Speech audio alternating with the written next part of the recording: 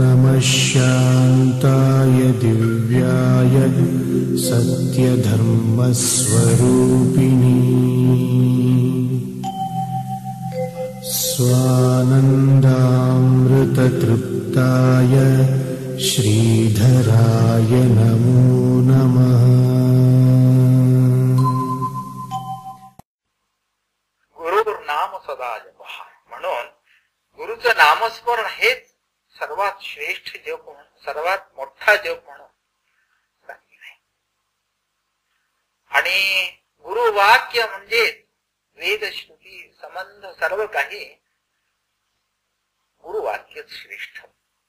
गुरुवाक्यात सर्वाचा अंतर्भाव होतो. आणि वेद म्हणजे काय? ज्याच्यामुळं परब्रह्माचं ज्ञान झालं कुणाला? ब्रह्मदेवाला. तोच वेद म्हणजे त्यांनी जाणलं. श्रुती याचा अर्थ श्रवण, ऐकलं. जे ऐकलं परमात्मा स्वरूपाच्या त्या वाणीनं, गुरुच्या वाणीनं, त्यालाच, त्या उपदेशाला श्रुती अथवा वेद असं म्हणतात. वेद वेगळा नाही, गुरुवाक्यच. वेदाचं सार म्हणजे काय? ते तू आहेस, हेच काय? ते तू ब्रह्म आहेस. तेव्हा या एका वाक्यात सर्व शास्त्रांचा समावेश होतो. अनेक शास्त्रम बहुवेदितव्यम अल्पस्य कालो बहवश्च विघ्नाः यत् सारभूतं तदुपासितव्यम हंसो यथा क्षीरनिवासः. क्षीर नीर याचा निवाडा जसा हंस करतो त्याचप्रमाणे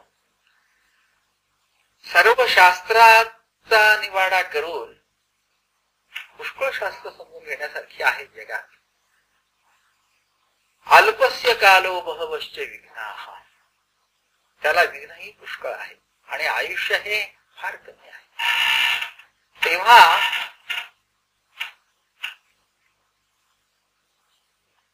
यत् सारभूतं तदुपासितव्यम्, जे सारभूत आहे त्याची उपासना करा. ते समजून घ्या. ते सारभूत म्हणजे काय? कोणचं? परब्रह्म.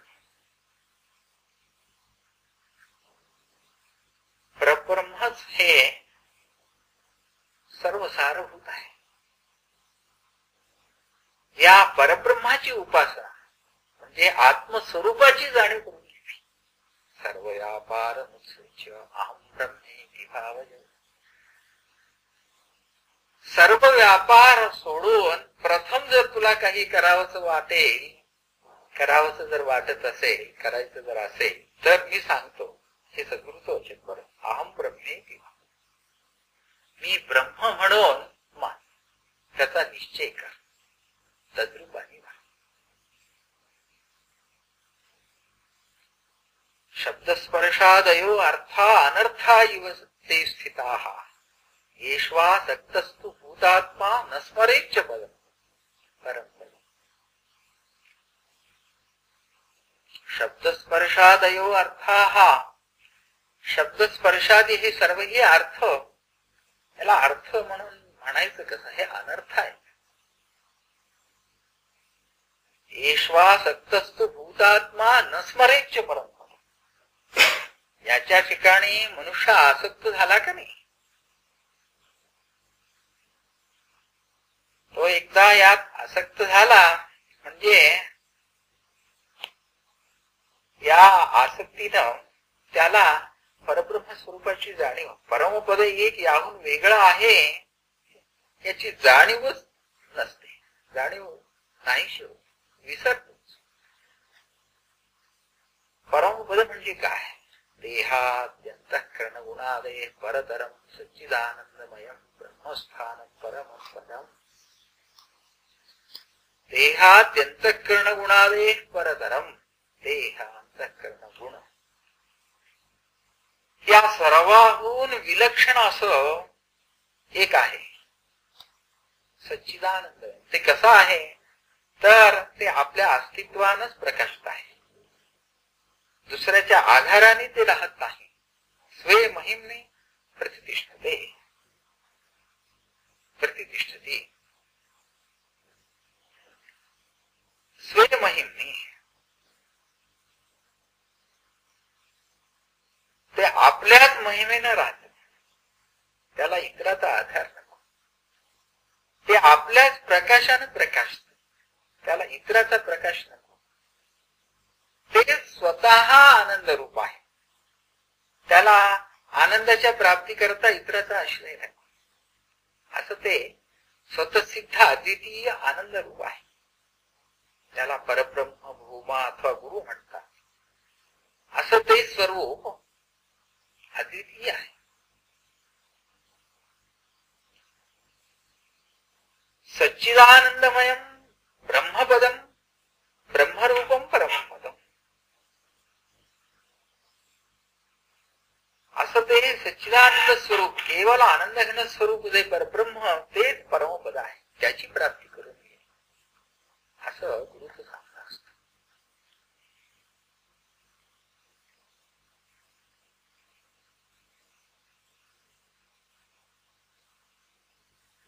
गुकारस्त्वन्धकारश्च ऋकारस्तेज उच्यते.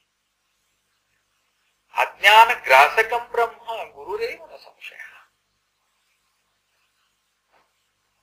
अंधार ग्रासक जसा सूर्य असतो त्याचप्रमाणे अज्ञान ग्रासक सद्गुरु आहे. ग्रासक म्हणजे गिळण्याची काही क्रिया नाही. सूर्याच्या उदयाबरोबरच अंधकाराचा नाश होतो. औपचारिक म्हणणं आहे. नष्ट करतो असं त्याचा अर्थ.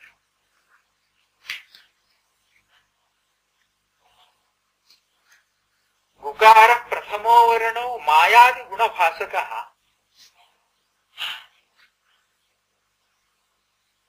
ऋकारो द्वितीयो वर्णो माया भ्रांति विनाशकः.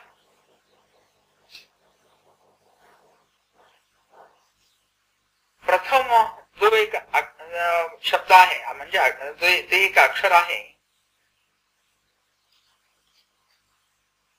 त्या अक्षराच्या योगाने मायेचे जे गुण आहेत मिथ्यात्व, भ्रामकत्व, आश्चर्यत्व, अघटित घटना पटीयसी माया, स्वरूपाची जाणीव नाहीसी करणं, आच्छादन करून वेगळंच काहीतरी दाखवणं, हे जे गुण मायेचे आहेत. आणि नाम रूप गुण जाती क्रिया याच्या ठिकाणी आसक्ती निर्माण करणं हे ते मायेचे गुण आहे. सत्वर्जस्तमात्मक ते अमुक हे असे आहेत आणि याच्यात तू फसू नको हे प्रथम अक्षर सांग. आणि ऋकार हे द्वितीय म्हणजे दुसरा अक्षर जे आहे ते केवळ परब्रह्मच आहे. एष चिदग्नी. माया भ्रांती विनाशकः. या माया भ्रांतीला घालवणार ते ऋकार हे अक्षर दुसरं अक्षर आहे. म्हणून या नावानीच त्याचं महत्व समजेल.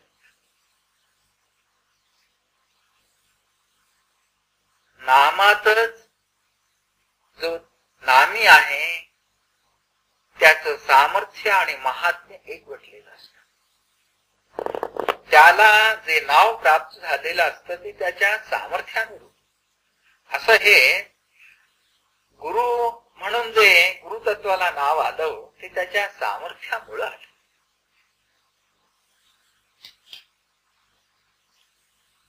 एवं गुरुपदम श्रेष्ठम.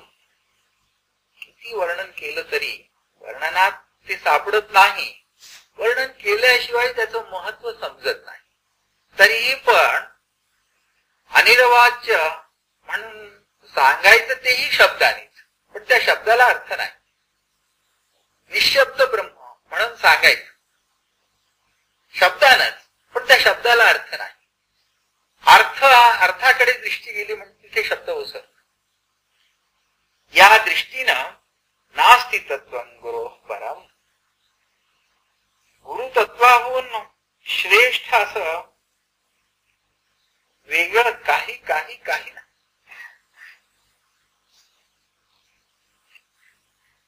कर्मणा मनसा वाचा नित्यमाराधयेत्. तुमचं जीवन हे गुरुच्या आराधने करताच तुम्ही अगदी वेगळं म्हणून काढून ठेवायला पाहिजे. बाकी कशा करता नाही बरं.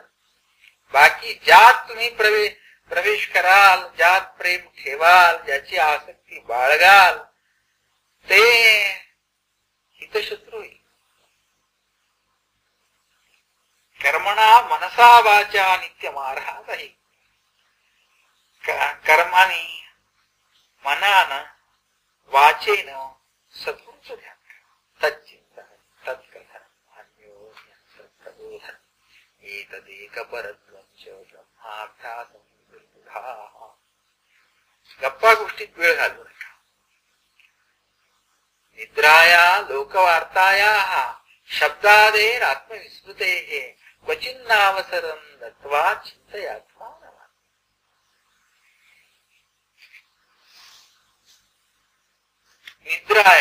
निद्रेतही वेळ घालवू नका. निद्रा जास्ती कशामुळे होते? जास्ती आहार वगैरे घेतला का नाही म्हणजे निद्रा जास्ती होते. उष्ण आहार घेतला म्हणजे निद्रा जास्ती होते. खमंग मसालेदार पदार्थ तळलेले खाल्ले म्हणजे निद्रा जास्ती होते. उष्णतेने निद्रा. क्षुधा, तृषा, आलस्य, निद्रा आणि मैथुन हे अग्नीमुळे उत्पन्न होतात. अग्नीच्या आधिक्यात उष्णते. तेव्हा पथ्य करायला पाहिजे. औषध घ्यायचं म्हणजे भवरोग वैद्याजवळ जर तुम्ही आला आणि तो जर औषध देऊ लागला तर औषधाला पथ्य करायला नको. पथ्याशिवाय औषध परिणामकारी होत नाही. पथ्य करायला पाहिजे. निद्राया लोकवार्तायाः शब्दादेर आत्मविस्मृते. इकडच्या तिकडच्या गप्पा गोष्टी सर्व सोडून निद्रेत, गुंगीत, झापडीत वेळ जास्ती न घालवता निद्रा पाहिजे. आहारही पाहिजे नाही असं नाही, पण तो शुद्ध असावा, येताच असावा. आहार शुद्ध्या चित्तशुद्धी, चित्तशुद्ध्या ध्रुवा स्मृती, स्मृत्या आत्मानं वेदे.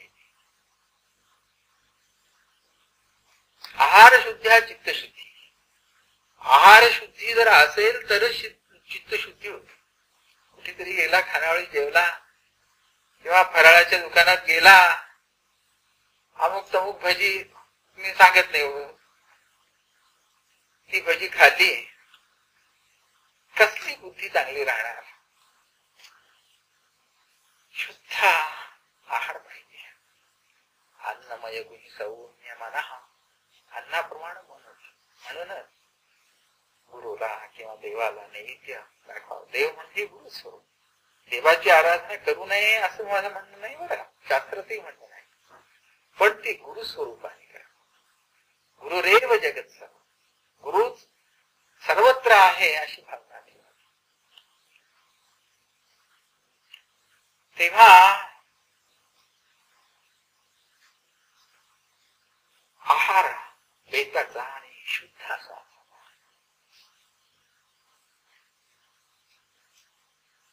आहार शुद्ध्या चित्तशुद्धी, चित्तशुद्ध्या ध्रुवा स्मृती. चित्तशुद्ध जर असेल तर वेदांत बाणेल, मुरेल, अंगवळणी पडेल. आणि आहार शुद्धी नसली म्हणजे ऐकण्याची बुद्धी होणार नाही. चोराच्या घरचं अन्न घेतलं म्हणजे चोरण्याची बुद्धी होते. दुष्टाच्या घरचं अन्न घेतलं म्हणजे दुष्ट बुद्धी निर्माण होते. जर स्वयंपाक करताना स्वयंपाक करणारा जर विकारी असला आणि कुणीकडे तरी मन गेलं असलं त्याचं, म्हणजे ते अन्न जर याने स्वीकारलं खाल्लं तर ते विकार याच्या मनात निर्माण होतात. असं आहे. म्हणून अन्न स्वयंपाक करणारा अथवा करणारी फार शुद्ध असावी लागते. वाढणारे किंवा वाढणाराही शुद्ध असावा लागतो. आणि जेवणारा इतकं सारं शुद्ध असून जेवणाराही पण शुद्ध असावा लागतो.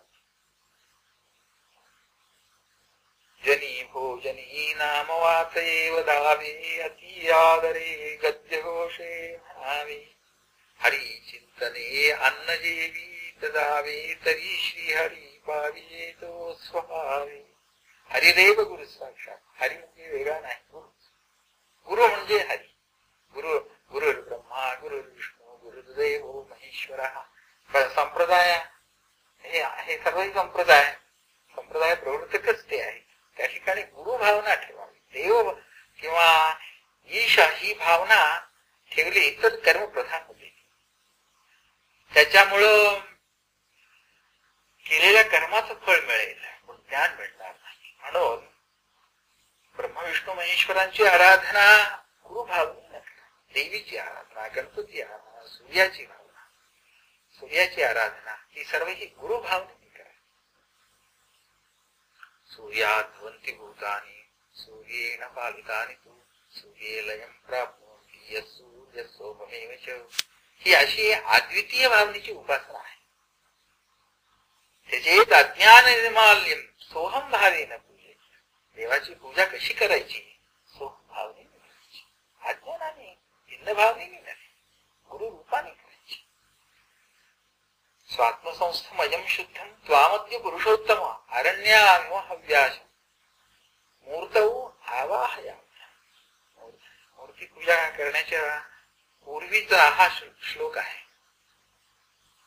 या श्लोकात स्वात्मसंस्थमयं शुद्धं, माझ्या ठिकाणी माझ्या मीपणाच्या या अनुभवात जे सच्चिदानंद शुद्ध परब्रह्म स्वरूप आहे त्याचंच आवाहन मी मूर्तीत करतो आहे असं तो मंत्र आहे.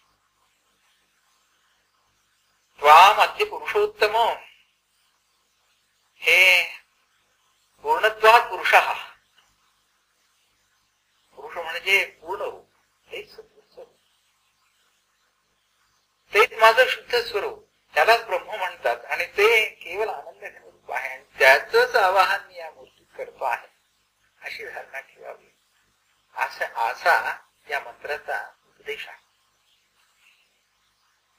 अरण्यामिव हव्यासं मूर्तौ आवाहयामि.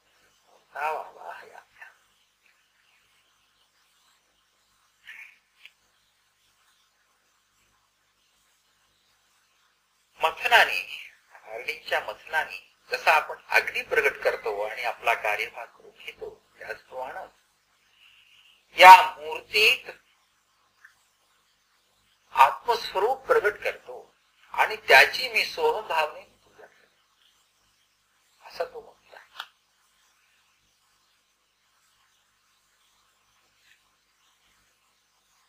तात्पर्य नित्यम आराधयेत गुरु. गुरुची पूजा करा, कोणाचीही पूजा करा गुरु रूपाने. कोणाचंही दर्शन घ्या गुरु. गुरुची व्याप्ती अशी ही सर्व मंगलरूप, आनंदरूप, अद्वितीय रूप आहे. अशा या जाणीवेने, अशा या भावनेने, असं हे मानून तुम्ही आराधना करा असा शास्त्राचा उद्देश आहे.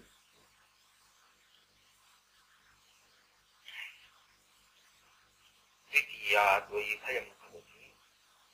द्वितीय भावना, वेगळी भावना जिथे आली तिथे दुःखाची उत्पत्ती झाली.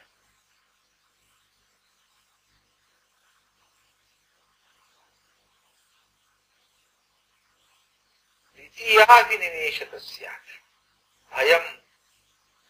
भय, चिंता, दुःख, शोक, मोह या सर्वांचं कारण द्वितीय भावना, वेगळेपणा. आणि ते घालवून टाकल्यानंतर जे लाभतं तेच पूर्ण.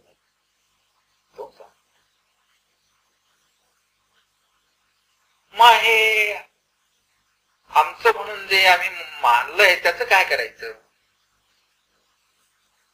तर गुरुवेदीत सांगितलंय, शरीरमिंद्रियम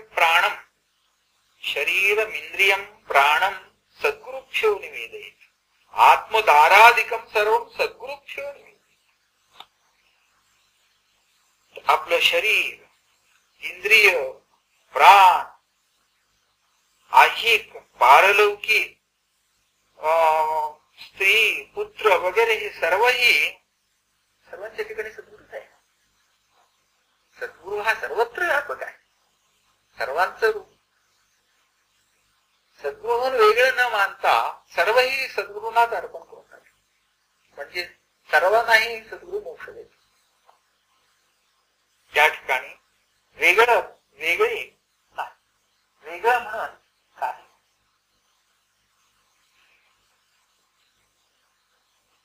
सर्व समर्पण बुद्धी असावी. आपलं आणि आपण हे ठेवू नये.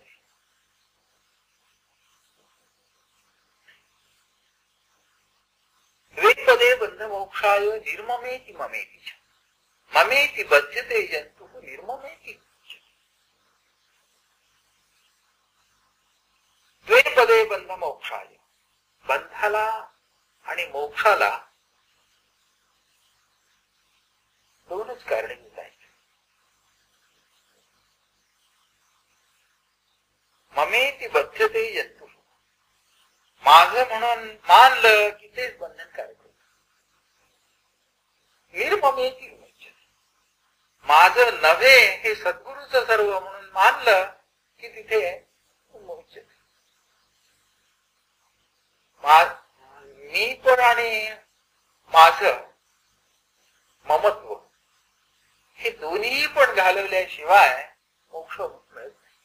म्हणून सर्वही सद्गुरूपदी अर्पण करा.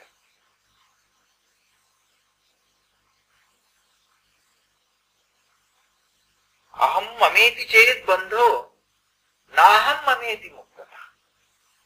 मी आणि माझं हे बाळगलं तरच जर बंध होतो. तर याचा परित्याग म्हणजे मोक्ष. याचा परित्याग म्हणजे गृहस्थाश्रमाने या सर्वांचा त्याग कसा करायचा बाबा? परित्याग याचा अर्थ मानसिक त्याग. मानसिक त्याग म्हणजे काय? सद्गुरूच्या ठिकाणी सर्वही अर्पण करायचं. हे सर्वही चराचर विश्व सद्गुरू स्वरूप आहे, सद्गुरू रूप आहे. सद्गुरू माझं सर्वस्व. मला प्राप्त करून घ्यायचंय सद्गुरूला आणि यांनाही प्राप्त करून घ्यायचंय सद्गुरूला. जी धर्मपत्नी असते तिलाही पण मोक्ष मिळायला पाहिजे, मुलांनाही मोक्ष मिळायला पाहिजे आणि स्वतःलाही मोक्ष मिळायला पाहिजे. म्हणून यांच्या सगट सर्वांना घेऊन आपण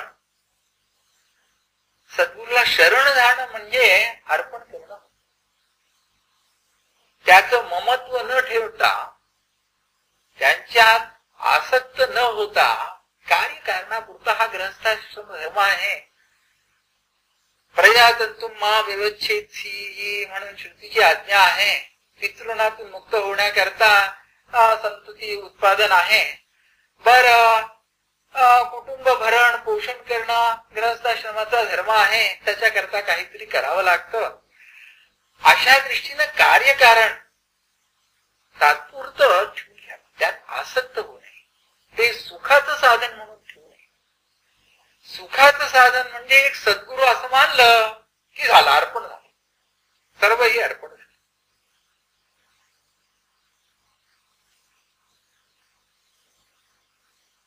ब्रह्म मात्रमिदं सर्वं खल्विदं ब्रह्म तज्जलानीति शांत उपासित. हे सर्वही परब्रह्म स्वरूप आहे अशी धारणा, सद्गुरु स्वरूप आहे अशी धारणा ठेवा, आनंद स्वरूप आहे अशी धारणा ठेवा. तर जलानी ते शांत उपासे तज्जम तल्लम तदनती इति तज्जलानी.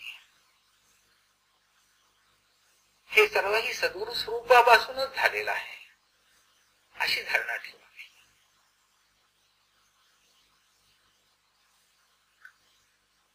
यतो वा इमानि भूतानि जायन्ते येन जातानि जीवन्ति यत्प्रयन्त्यपि संविशन्ति तद्विजिज्ञासस्व तद्ब्रह्मेति. हे सर्वही ज्याच्यापासून निर्माण होतो, ज्याच्यामुळं जगून राहतं आणि शेवटी ज्यात विलीन होतं तेच सद्गुरु स्वरूप, त्यालाच परब्रह्म म्हणतात आणि तोच खरा आनंद आहे. हे निर्माण कसं होतं म्हणजे सुखाच्या आशेनं होतं. प्रयोजन मनुद्दिश्य न मंदवती प्रवर्तते. प्रयोजन असल्याशिवाय कार्यप्रवृत्ती होत नाही. यद्यपि कुरुते जंतु तत्तत् कामस्य चेष्टितम् अकामस्य क्रिया काचित् वर्तते न कदाचित्. जे जे म्हणून करायचं ते इच्छेनं, इच्छेशिवाय कामना नसताना निष्कामाला कसलीच क्रियेची उत्पत्ती म्हणजे इच्छाच नसते. क्रियेची निष्पत्तीच त्याच्याकडून होत नाही. सो कामयत बहुस्याम प्रजा येयमिति सतपोतप्यता सतपस्तप्त्वा इदं सर्वमसृजत यदिदं किंच. परमात्म्याला सुद्धा इच्छा झाली. सो कामय, ईश्वराला इच्छा झाली. इच्छेशिवाय जगाची निर्मिती होत नाही. इच्छा कशी झाली हो म्हणजे मायेच्या उपाधीने झाली. म्हणून मायोपाधी हा ईश्वर आहे.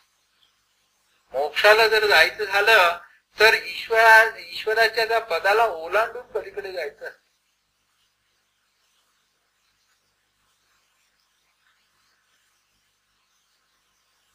तेव्हा कामनेशिवाय जगाची उत्पत्ती होत नाही. सो कामयत बहुस्याम प्रजा येयमिति. मी पुष्कळ व्हावं, कारण त्याहून वेगळं काहीच नाही. म्हणून आपणच सर्व व्हावं म्हणजे जग निर्माण करावं, विविधत्व आपल्या ठिकाणी बघावं असा त्याला संकल्प झाला, अशी इच्छा झाली. सतपोतप्यता, तसा त्यांनी विचार केला. सतपस्तप्त्वा, विचार करून संकल्प करून इदं सर्व मसृजत, ते सर्व त्यांनी निर्माण केले. यद्यद्धि कुरुते जंतु तत्तत् कामस्य चेष्टितम्. सामान्य हा ब्रह्मस्तंभपर्यंत म्हणजे ब्रह्मदेवापासून अगदी खांबापर्यंत, अगदी जीवापर्यंत जे काही होतं ते इच्छेमुळे होत. अकामस्य क्रिया काचित् वर्तते. निष्काम असणारा त्याला कसलीही इच्छा नसते.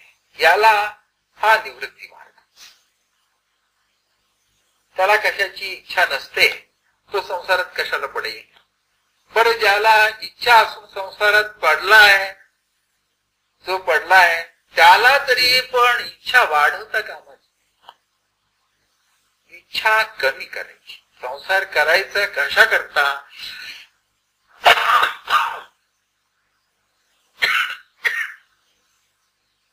संसारात सुख नाही हे पटवून घेणं करते. संसारात सुख आहे म्हणून संसार करायचा नसतो. आणि तोही कसा करायचा तर एखादा गुमास्ता असतो त्याप्रमाणे त्याच्या ठिकाणी पुष्कळ संपत्ती येते, पण त्याला आपली ही संपत्ती म्हणून वाटत नाही. तो जे काही करतो ते मालकाकरता, मालकाची सेवा, आणि जे मानतो धनात आहे हा मालक, मी तो हमाल भारवा,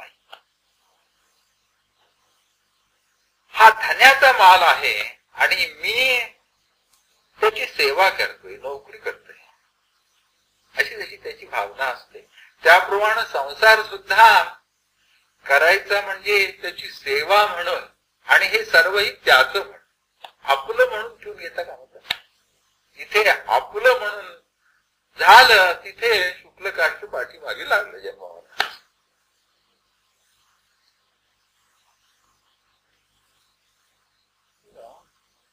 संसार वृक्षमारूढा पतंती नरकारणवे.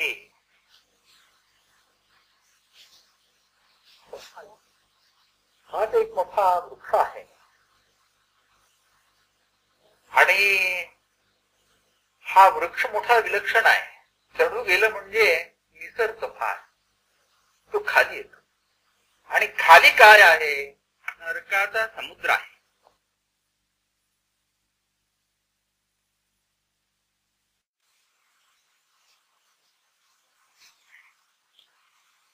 येन जैवोत्थिता सर्वे तस्मै श्री गुरवे नमः. तिथे जाऊन त्याला आवरून खाली उतरवून आपल्या जवळ जो उठतो तो हे सगळे जगतामेव संसारार्णवते. लक्षण सांगताना जगाचा तू हेतूभूत आहे असं सांगते. आणि संसारार्णवच सेतवे, आणि हा संसार समुद्राचा सेतू पूल मिळाला म्हणतात, असा हा सद्गुरू आहे. सद्गुरूपासून म्हणजे परब्रह्मापासून सृष्टी झाली, अरे ते झालेची नाही त्याची वार्ता पुसली काही. सद्गुरूच्या किंवा त्या परब्रह्म स्वरूपाच्या दृष्टीनं सृष्टीला वाव नाही, सृष्टी झालीच नाही. सृष्टीला कारण परब्रह्म स्वरूप आहे. परब्रह्म हे आनंद स्वरूप आहे आणि आनंदाच्या प्राप्तीची इच्छा, संकल्पाची पूर्ती, वासनेची पूर्ती हीच सृष्टीची कारणभूत असते. म्हणजे वासना कारणीभूत असते, संकल्प कारणीभूत होतो, इच्छा कारणीभूत होते. आणि ती इच्छा म्हणजे स्वरूपाची नसून जगाची, भिन्नत्वाची. भिन्नत्वाने सुखाची प्राप्ती करून घेण्याच्या इच्छेची ही उत्पत्ती जगाच्या उत्पत्तीला कारणीभूत होते. सो काम परमात्म्याला सुद्धा स्वरूपाच्याच ठिकाणी जेव्हा तो विलीन होऊन असतो त्यावेळेला सृष्टीचा संकल्प नसतो. सृष्टीचा संकल्प म्हणजे काहीतरी वेगळं करा आणि त्याच्यापासून आपल्याला समाधान मानून घ्यावं. तो एकाकी न रेमी, तो एकटा होता तेव्हा, म्हणजे माया विशिष्ट झाल्यानंतर सूर्य हा अनावृत आहे, पण पावसाळ्यात त्याला मेघ आच्छादले तरी त्याला मूळच्या स्वरूपाला काही फरक त्यात नाही, कसलाही विकार नाही. पण मेघातून जो प्रकाश येतो त्याच्या ठिकाणी मात्र मालिन्य वाटत. त्याचप्रमाणे परब्रह्म स्वरूप हे जे ईश्वराचं त्याला काही नाही, आवरण नाही, मालिन्य नाही, काही. पण माया विशिष्ट झाल्यानंतर, इच्छा विशिष्ट झाल्यानंतर त्याचं स्वरूप खाली आलं. त्याला शबल ब्रह्म म्हणून म्हणतात, अशुद्ध ब्रह्म म्हणतात. तेव्हा इच्छा म्हणजे भिन्नत्वाने आणि सुखाचा स्वरूपाच्या अनुभवाची इच्छा, हाच संकल्प सृष्टीला कारणीभूत होतो. आणि या इच्छेला लक्ष असणार, इच्छेला वस्तुस्थितीनं कारणीभूत होणार ते परब्रह्म. आनंदाच्या इच्छेचं लक्ष आनंद स्वरूप परब्रह्म आहे. आनंद स्वरूप असल्यामुळं आनंदाची इच्छा होते. याला आनंद स्वरूप हा नसता तर याला आनंदाची इच्छाच झाली नसती, कारण स्वरूपाचीच इच्छा होती. दुःख हे त्याचं स्वरूप असतं तर दुःखाची इच्छा झाली असते, दुःखाच्या नाशाची इच्छा आहे. दुःख हेच याचं स्वरूप झालं असतं तर आपला नाश करण्याची इच्छा कुणालाही होत नसल्यामुळं दुःखाच्या नाशाची इच्छा याला उत्पन्न झाली नसते. याला ज्या अर्थी दुःखाच्या नाशाची इच्छा आहे त्या अर्थी हा आनंद स्वरूपीच म्हटला पाहिजे. आनंद स्वरूपाहून दुःख हे वेगळं असल्यामुळं वेगळ्याचा नाश करून जे दुःखाला कारणीभूत होतो त्या भिन्नत्वाचा नाश करून एकत्वाच्या प्राप्तीकरता तो झटतो आहे, असं त्याचा अर्थ. या दृष्टीनं यतोवा इमानी भूतानि जायन्ते, ज्याच्यामुळं हे या सर्व भूतांची निर्मिती होते ते परब्रह्म असं म्हणताना ज्या आनंदाच्या इच्छेनं हे जग निर्माण झालं त्या आनंदाच्या इच्छेचं जे लक्ष ते परब्रह्म, त्या परब्रह्मा स्वरूपाच्या त्या प्राप्तीच्या इच्छेनच तरी पण अज्ञानाने आत्मस्वरूप हे आनंद रूप आहे असं न जाणता तद्भिन्न वस्तूची कल्पना जेव्हा येते तेव्हा ती कल्पना या जगाला कारणीभूत होते. निरधिष्ठा आणि विभ्रांती केवला नाही. भ्रांती अज्ञान हे केवळ असू शकत नाही, अधिष्ठानाला सोडून ते असू शकत नाही. सत्य हे एक अधिष्ठान असतं. भ्रांती, भ्रम, अज्ञान हे सर्वही केव्हा होऊ शकतो? मूळ स्वरूपाचं आवरण ज्या वेळेला होतं त्यावेळेला. रज्जुवत ज्ञानात अधिक भ्रांती. रज्जूचं अज्ञान झालं की सर्पाची भावना येते. अज्ञान झाल्याशिवाय भिन्नत्वाची कल्पना येत नाही. तेव्हा या जगाला स्वरूपाचं अज्ञान हे कारणीभूत आहे. थांबावं का? आवरण हेच अज्ञानाला कारणीभूत होतं. अज्ञान, आवरण, विक्षेप, परोक्ष, अपरोक्ष, शोकभंग आणि तृप्तिर्निरंकुशा अशा या सत्तावस्था आहेत. प्रथम आवरण.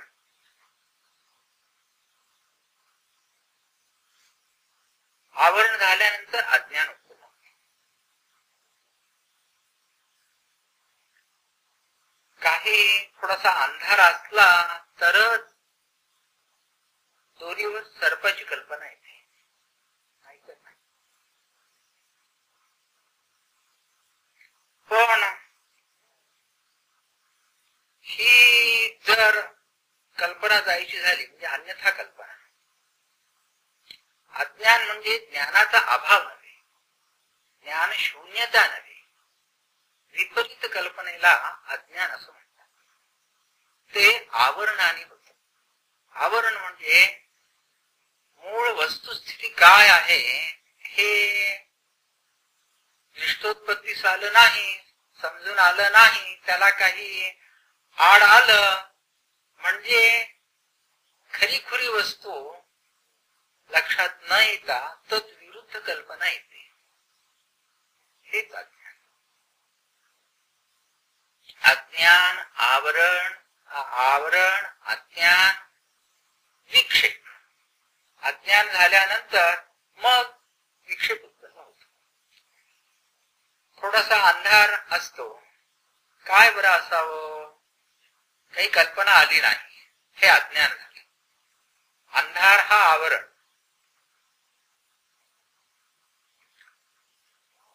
मग विक्षेप त्याच्यापासून. पण या विक्षेपाची कल्पना अज्ञान आवरणातूनच आली असल्यामुळं त्या स्वरूपाचं अज्ञान निर्माण करणारीच असते ही विक्षेपाची कल्पना. तो विक्षेप काय सांगतो मग पुढे, आणि सर्व तर नसेल अशी कल्पना येते. हा विक्षेप झाला. पुढे परोक्ष. एखादा आपतो लाभतो, अरे ही दोरी आहे रे, सर्प नाही, तू काही घेऊ नकोस. मीच दोरी टाकून गेलो होतो, ती वळणा वाकणा आणि अशी पट्टी आहे तिरकी, आणि त्यामुळं तुला सर्पाचा एक भ्रम झालाय. आहे दोरीच ती, मीच टाकून गेलो होतो. म्हणून जेव्हा आप्त सांगतो ते परोक्ष ज्ञान झालं.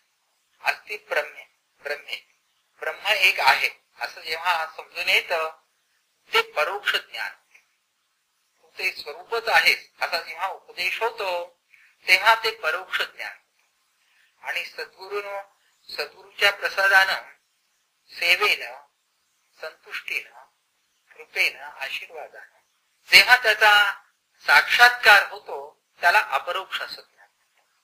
मीच ते परब्रह्म असा निश्चय जेव्हा बांधतो त्याला अपरोक्ष ज्ञान असं. आणि या अपरोक्ष ज्ञानाने होतं काय, शोक भरतो.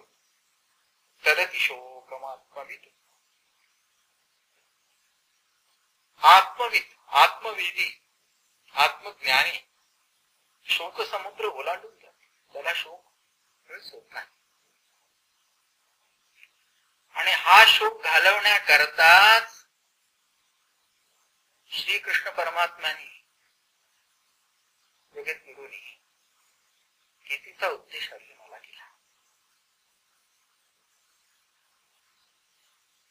इति ते ज्ञानमाख्यातम गुह्यात गुह्यतरम मया विमृश्यैः तदशेषेण यथेच्छसि तथा.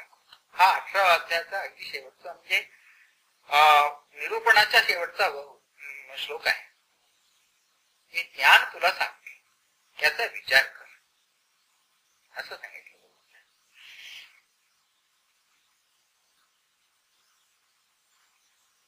शोकभंग होतो.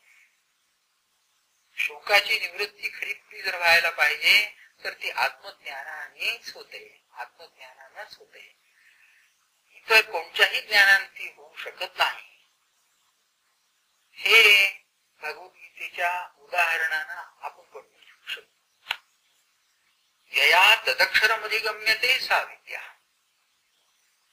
ज्याच्या योगाने त्या अक्षर ब्रह्मस्वरूपाची प्राप्ती होते तीच विद्या. एक देवाक्षरं गार्ग्यविदित्वा अस्मात् लोकात प्रैतिस कृपणा. हे अक्षर स्वरूप गुरुकडून जो जाणून त्याचा साक्षात्कार करून घेत नाही आणि अशा स्थितीतून ज्याचा देहपात होतो तो दुःखी दीन होतो. अनेक जन्माचं गाठोड तो बांधून घेऊन जातो.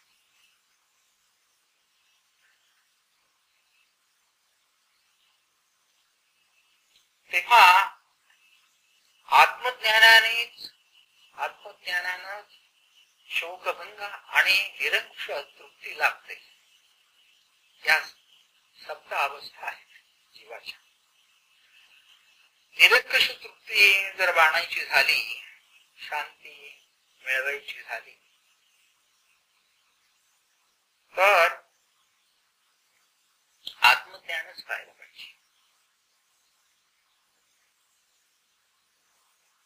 तमात्मस्थम येन पश्यन्ति धीरास तेषां शांती शाश्वती नैतरेषां. ते आत्मस्वरूप यांनी जाणलं त्यालाच खरी शांती, खरं सुख लाभते. इतरांना ते लाभत नाही असा वैदिक सिद्धांत आहे. अज्ञान अज्ञानतिमिरान्धस्य ज्ञानाञ्जनशलाकया चक्षुरुन्मीलितं येन तस्मै श्रीगुरवे। अज्ञानमेवास्य हि मूलकारण। या जगाचं कारण अज्ञान, स्वरूपाचं अज्ञान, आनंदाचं अज्ञान, परमात्म्याचं अज्ञान, जगाच्या खऱ्या स्वरूपाचं अज्ञान, अधिष्ठानाचं अज्ञान। अज्ञानेनावृतं ज्ञानं तेन मुह्यन्ति यत्तवः। या अज्ञानाने उत्पन्न झालेला मोहानं, मुग्धतेनं, किंकर्तव्य मूढतेनं हा जीवी विषय लोक। अज्ञानाची निवृत्ती गुरु करतो।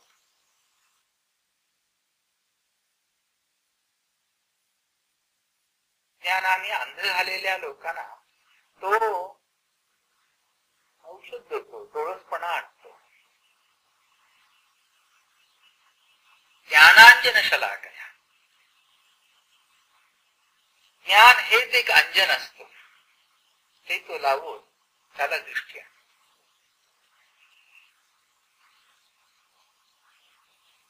दुसरा अर्थ आपण ज्ञानांजनशलाकया याचा जर करायचा झाला तर आपण असा करू शकू।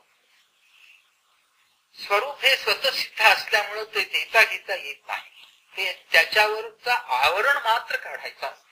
हे कसं तर जमिनीत पुरलेलं द्रव्य असतं, ते असतंच त्या ठिकाणी, ते याचंच असतं, पण त्याला ते दिसत नाही। ते दिसतं केव्हा अंजन लागेल ते, अंजनानं ते दिसू लागतं। त्याचप्रमाणे स्वतःसिद्ध असणारं स्वरूप हे सद्गुरूने अंजन ज्ञानांजन लावलं म्हणजे त्या डोळ्याला दिव्य चक्षुला दिसू लागलं। दिव्यं ददामि ते चक्षु। जगद्गुरु श्रीकृष्णाने सांगितलं की अर्जुना, माझं स्वरूप जर बघायचं असेल तर या डोळ्याने दिसायचं नाही, ते दिव्यं ददामि ते चक्षु, अंतःचक्षु ज्ञानचक्षु तुला देत। त्याचप्रमाणे ज्ञानचक्षु आणतात अंजनाने, आणि त्यामुळं काय होतं, आत्मनिधी सापडतो। अज्ञानाच्या खाली, भूमीच्या खाली असणारं द्रव्य जसं त्याला दिसतं अंजनाने, त्याचप्रमाणे अज्ञानाच्या खाली असणारं द्रव्य दिसू लागतं। देहाच्या आतला आत्मतत्व प्रगट होतं।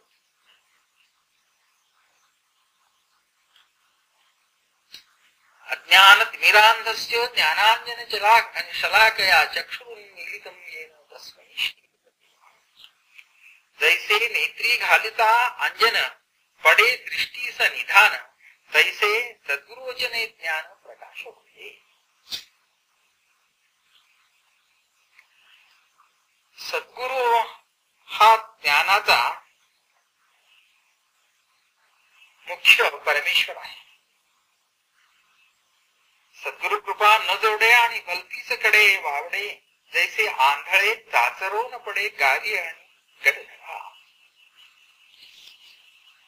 ध्यान धारणा मुद्रा आसन भक्तिभाव आणि भजन सकळही खोल ब्रह्मज्ञान जवते प्राप्त नाही।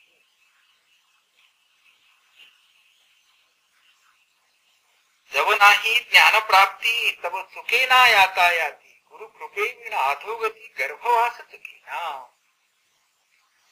तरी सद्गुरु कृपे विरहित सर्वथा नघटे स्वहित, यमपुरीचा अनर्थ चुकेना येणे। या दृष्टीनं तुम्हावर सद्गुरूची पूर्ण कृपा हो, आणि तुमचंच असणारं धन स्वरूप आनंद रूप ते अज्ञानाने आवृत आहे, ते गुरुनी घातलेल्या ज्ञानांजनाने दिसू लागलं, त्याचा साक्षात्कार हो। आणि तुम्ही सर्व दृष्टीनेही कृतार्थ व्हा असा तिसऱ्यांदा आशीर्वाद देत होता। तीनदा म्हटलं म्हणजे सिद्धांत होतो।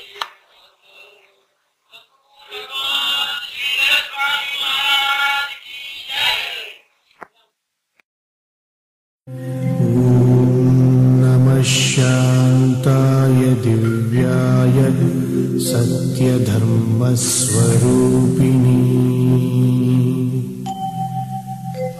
स्वानन्दामृततृप्ताय श्रीधराय नमो